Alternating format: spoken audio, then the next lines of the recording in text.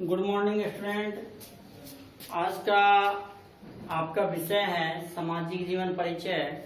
और सामाजिक जीवन परिचय में हम आज आपका 5वां वीडियो लेके आए हैं और आप वर्ग 4th के स्टूडेंट हैं। आपका ये चैप्टर पार्ट है, यानी पार्ट 5 है। तटीय मैदान और द्वीप समूह में। तटीय मैदान और द्वीप समूह में आज हम आपको पूर्वी तटीय मैदान के बारे में बताएंगे कि पूर्वी तटीय मैदान का विस्तार कहां से कहां तक है, उसकी स्थिति कहां है। इससे जो पहले वीडियो हमने आपको दिया था, उस वीडियो में हमने पश्चिमी तटीय मैदान के बारे में बताया और पश्चिमी तटीय मैदान में जो जो राज्य आता है उन राज्यों के बारे में बताया। आज मैं आपको पूर्वी तटीय मैदान के बारे में बता रहा हूँ।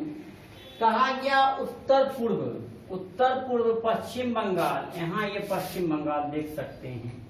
उत्तर पूर्व पश्चिम बंगाल से दक्षिण में कन्याकुमारी, दक्षिण में ये कन्याकुमारी, और ये आप देख सकते हैं यहाँ से यहाँ तक आपका जो मैदान है समुद्र के किनारे का तटीय मैदान, वो पूर्वी तटीय मैदान है। ये पूर्वी तटीय मैदान में पश्चिम बंगाल एक अलग राज्य आता है, उड़ीसा आता है, आंध्र प्रदेश आता है, तमिलनाडु आता है और मानी पुदुचेरी आता है। पहले इसे पांडुचेरी कहा जाता था, लेकिन आज पुदुचेरी कहा जाता है। जिसमें ये मैदान को 2 भागों में बांटा है। पहला भाग आता है उत्तरी सरकार। उत्तरी सरकार में 2 नदियां आती है, महानदी और कृष्णा नदी। जबकि कोरोमंडल तट आता है, कोरोमंडल में भी 2 नदियों को छूता है, कृष्णा और कावेरी नदी को। तो उत्तरी सरकार में आपको 2 नदी का क्षेत्र आता है, महानदी और कृष्णा नदी के बीच वाला क्षेत्र जो है वो उत्तरी सरकार आता है। जबकि कावेरी और कृष्णा नदी के बीच वाला क्षेत्र जो है वो कोरोमंडल तट आता है। इस तरह से पूर्वी मैदान को हम 2 भागों में बांटते हैं, उत्तरी सरकार और कोरोमंडल तट। जबकि पश्चिमी मैदान में आपको याद होगा कि हमने उसे गुजरात का तट, कोकण तट और मालवाड़ तट के रूप में बांटा था। इसे 2 तट में बांटते हैं। ये पूर्वी तटीय मैदान बहुत ही प्राचीन मैदान है और चौड़ा मैदान भी है पश्चिम तटीय मैदान से। अब आप देखेंगे कि इन तटीय मैदानों में जो ये नदियां हैं, कृष्णा है, महानदी है, कावेरी है, इन नदियों के कारण इस क्षेत्र की भूमि बहुत ही उपजाऊ होती है। इसलिए यहाँ का लोग चावल की खेती अधिक करता है और चावल की खेती अधिक करने के कारण इसे भारत का यानी चावल का कटोरा भी कहा जाता है। अब हम आपको पूर्वी तटीय मैदान में जो राज्य आपने देखा, पश्चिम बंगाल जिसके बारे में आप पहले पढ़ चुके हैं, आंध्र प्रदेश इसे भी पढ़ चुके हैं, तमिलनाडु को भी पढ़ चुके हैं, लेकिन 2 राज्य बचता है, उड़ीसा और पुदुचेरी। इसके बारे में आप नहीं जाने। वहाँ का जनजीवन कैसा है, रहन सहन कैसा है, वहाँ का भूभाग कैसा है, संस्कृति कैसी है, इसके बारे में हम आपको चर्चा करेंगे। चूंकि मैदान के बारे में हमने प्रथम वीडियो में पूरा चर्चा किया था, आज हम उड़ीसा के बारे में चर्चा कर रहे हैं। उड़ीसा जो है, उड़ीसा पश्चिम बंगाल के दक्षिण पश्चिम में, जैसे ये पश्चिम बंगाल यहाँ हुआ, उड़ीसा यहाँ आ गया, ये उड़ीसा है, तो दक्षिण पश्चिम में है, जिसकी राजधानी कहाँ है, भुवनेश्वर है। उड़ीसा में मुख्य रूप से 3 नदियां सबसे बड़ी नदियों में आता है। वो नदियों महानदी, ब्रह्मणी, बैतरणी नदी है। इस नदी के कारण ही वहाँ का कृषि और मत्स्य पालन आगे बढ़ा है। इन नदी के कारण ही वहाँ की भूमि जो है वो उपजाऊ हुआ है। उसके बाद वहाँ का जो व्यवसाय है वो कृषि करना, मैंने पहले ही बता दिया। इन 3 नदियों के कारण वहाँ की भूमि उपजाऊ हुई है और खास करके वहाँ मत्स्य पालन भी होता है। मत्स्य पालन में आप देखेंगे क्या कि लोग मुख्य रूप से वहाँ कृषि के साथ साथ मत्स्य पालन करते, छोटा मोटा उद्योग भी विकसित हुआ है। जैसे कृषि में चावल, जूट, गन्ना, दालें, हल्दी, इन सारी चीजों की खेती होती है। जबकि उद्योग में देखिए बीड़ी बनाने का उद्योग, आपको याद होगा कि छत्तीसगढ़ में भी हमने बताया था। छत्तीसगढ़ और उड़ीसा भारत का एक ऐसा राज्य है जहां बीड़ी बनाने का उद्योग काफी विकसित हुआ है। इसका सबसे बड़ा कारण क्या है कि उस क्षेत्र में तेंदू की पत्तियां अधिक मिलती है। यानी एक पेड़ होता है जिसमें पत्ती है, तेंदु की पत्तियां बहुत मिलती है, जिसके कारण क्या है उस क्षेत्र में बीड़ी का उद्योग है। और इतना नहीं, उड़ीसा में लाख एक जीव होता है, उससे मान ले लाख सामग्री निकलता है। तो पूरे दुनिया में, पूरे संसार में सबसे अधिक अगर लाख मिल रहा है और सबसे अधिक लाखों में जहाँ उत्पादन हो रहा है, उड़ीसा का नाम आता है।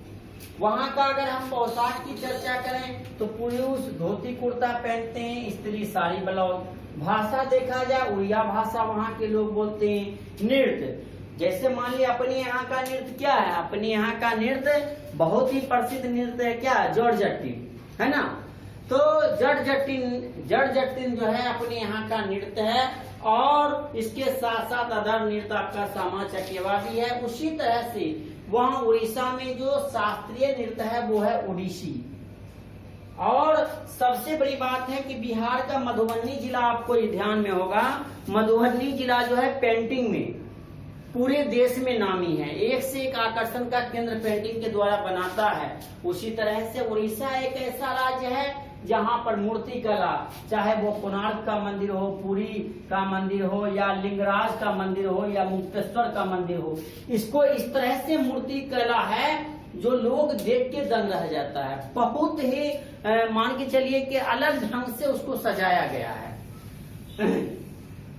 बच्चों, मैं आपको इसमें ये बताना चाह रहा हूँ कि उड़ीसा एक ऐसा राज्य है जहाँ पर आप एक चिल्का झील देखेंगे, ये भी प्रसिद्ध है। और दो शहर है चांदीपुर। अगर भारत में समुद्र के किनारे किसी प्रकार का सैन्य परीक्षण होता है तो वो चांदीपुर में ही होता है, ITR। और पुरी है, पुरी शहर में स्वामी जगन्नाथ यात्रा निकलता है, वार्षिक महोत्सव होता है, वार्षिक यात्रा, बहुत ही भीड़ लगता है। आज महानदी एक ऐसी नदी है जिस पर एक हीराकुंड बांध बनाया गया, जो कि पूरे दुनिया में सबसे बड़ा बांध है। तो आप देखते हैं कि भारत के पूर्वोत्तर यानी पूर्वी तटीय मैदान में उड़ीसा अपने आप में बहुत ही महत्वपूर्ण है। इसके बाद मैं आपको बताना चाहूंगा कि दूसरा जो आप पुडुचेरी देख रहे हैं,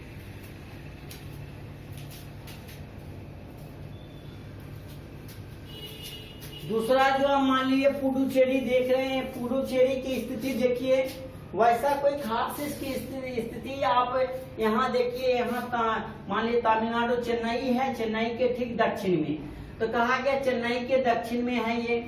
दूसरी चीज है कि इसकी राजधानी क्या है, पुडुचेरी का पुडुचेरी ही राजधानी है। सबसे बड़ी बात क्या है कि 1954 में फ्रांसीसियों से ये स्वतंत्र हुआ था। जब हमारा देश आजाद भी हो गया तो भी बहुत ऐसा राज था जो विदेशी के हाथ में था, और यहाँ के मान के चलिए कि बादशाहों के हाथ में, राजाओं के हाथ में था। जैसे मान के चलिए गोवा पुर्तगाल के हाथ में था, तो यहाँ मान के चलिए पुडुचेरी फ्रांस के हाथ में था, हैदराबाद निजाम के हाथ में था। तो बहुत ऐसा राज था। जम्मू कश्मीर वहाँ के राजा के हाथ में था। तो बहुत ऐसा राज था। हम आजाद तो हो गए थे, लेकिन भारत का बहुत ऐसा राज था जो राजाओं के हाथ में और विदेशियों के हाथ में पड़ा रहा। धीरे धीरे हमारे देश का अंग वो बनता गया। फ्रांसीसियों से 1954 में हमारा देश, मान लीजिए पुडुचेरी आजाद हुआ। चूंकि आप जानते हैं हमारा देश तो 15 अगस्त 1947 को आजाद हो गया। आप समझ जाइए कि 7 बरस के बाद आपको पुडुचेरी फ्रांसीसी से आजाद हुआ। मैं आपको बता देना चाहता हूं, ये भी अपने आप में बहुत ही आकर्षण का केंद्र वाला केंद्र शासित प्रदेश है। यहाँ का मुख्य व्यवसाय कृषि है। लोग चावल, नारियल, तिलहन, गन्ना ये सब की खेती करते हैं। तिलहन कहने का अर्थ होता है तेल की खेती। और मुख्य भाषा के रूप में ये लोग मान के चलिए तमिल और फ्रांसीसी भाषा बोलते हैं। मैंने पश्चिमी तटीय मैदान में गोवा के बारे में बताया था कि गोवा एक ऐसा जगह है जो अभी तक वहाँ पुर्तगाली भाषा का यूज होता है। उसी तरह से आप देख लीजिए भारत का मान पुडुचेरी भी एक ऐसा केंद्र शासित प्रदेश है जहाँ अभी तक विदेशी भाषा परम पर है, परमोचरम पर है, जो कि वहाँ फ्रांसीसी भाषा भी बोली जाती है। लेकिन माने पुडुचेरी में सबसे आकर्षण का केंद्र आपको आता है। वो आकर्षण का केंद्र कौन सा है? ओरोविल। इसे लोग जाता है देखने। और एक मंदिर है मैत्री, जहाँ पर सभी समुदाय के लोग संसार के सभी समुदाय के लोग जाते हैं, बैठ के पूजा पाठ अर्चना करते हैं। तो इस तरह से बच्चों हमने तटीय मैदान में आपको पश्चिमी तटीय मैदान से लेकर पूर्वी तटीय मैदान के बारे में बताया।